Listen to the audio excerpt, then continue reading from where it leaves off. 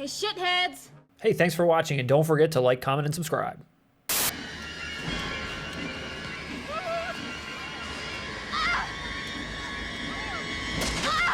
So Russ just announced was a couple of titles in 4K, Scream and The Addams Family. So there's absolutely no information on either of these two, other than the fact that they've just been listed, but there isn't any information on transfers, features, extras, nothing at all. I don't know how they're coming, but they apparently it will be out in the October timeframe, just in time for Halloween. So Addams Family, okay, but I think Scream in 4K is probably a bigger hit for a majority of people. Yeah. I've never seen Scream in 4K. Neither have I. I've never seen Scream either.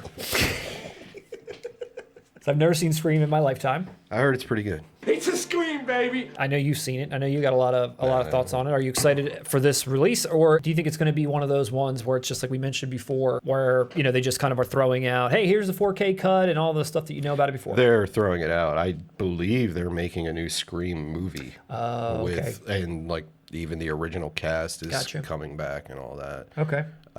So no, I don't think this will be a definitive release.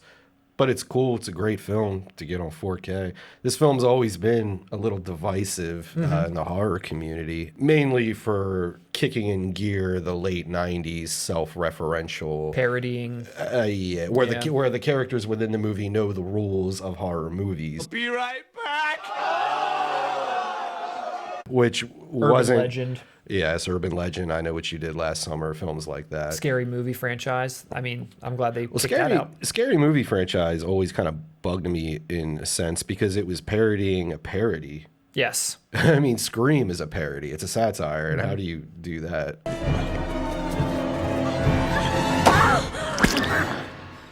And actually, Scary Movie's not bad. So. No, it's great. But yeah, there's a lot of debate over that. I fall on the side of it's a great film by a master horror director, Wes Craven. I also think for the people who complain about it, if you go back and look into the 90s, the horror genre was in disarray. So Scream really not only revived the horror genre, but kept it alive, even if you're not a fan of that wave of horror. There are so many identifiable Nightmare on Elm Street, Friday the 13th, all this stuff in the 80s. Give me some big 90s horror. And so what was the big 90s horror that came after Scream that was good? Like, did it inspire good new horror? Like I said, I didn't say like it was wave, good. I just said wave? it kept, that wave kept the horror genre alive. I'm not defending I Know What You Did Last Summer or any of those films. I'm just saying you got to give it some credit because it was dying out. Scream broke through. It was a huge hit. It is a immensely clever script. Wes Craven is satirizing a genre that he helped create, refine, and master. Oh my God. I wouldn't even call it a twist. It's just a clever ending you don't see coming if you're watching it for the first time. What do I have to do to prove to you that I'm not a killer? Fun fact, Quentin Tarantino was asked at one point, would he ever consider directing a film he didn't write? And his ultimate answer was no. But he did say, because Scream was Miramax, it was through there. He said when he saw Kevin Williamson's script, he thought it was one of the best things he ever read, and he considered directing Scream. Wow. He actually seriously considered directing it. I never saw this movie, but I do remember thinking that it was well cast, or there was an interesting cast in it.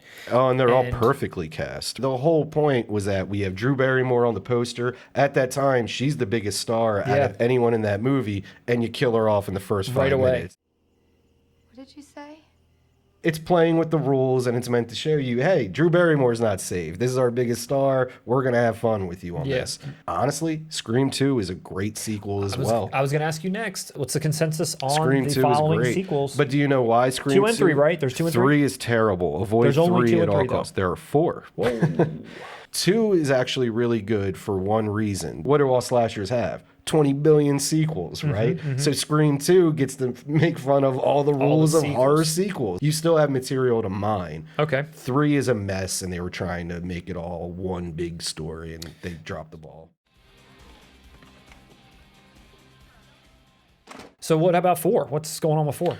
4 was released years later as a legacy sequel. It failed. No one was interested. It's better than 3, but it's instantly forgettable. You can skip that one as well.